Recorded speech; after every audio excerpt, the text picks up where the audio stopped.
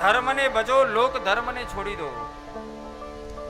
ટૂંકમાં આપણે જે ઢોંગ કરીએ છીએ સારું બતાવવાના, તે સારું બતાવવાના ઢોંગ કરવાના છોડી દેવા જોઈએ. જે મનમાં હોય તે જ બોલો અને જે બોલો તે જ કરો. આપણે 10 વ્યક્તિ હોય, 10 અલગ વિચાર હોય અને 10 અલગ વાતો. છગનબેન કઈક અલગ કીધું હોય, મગનબેન જોડે કઈક અલગ ચર્ચા ચાલતી હોય.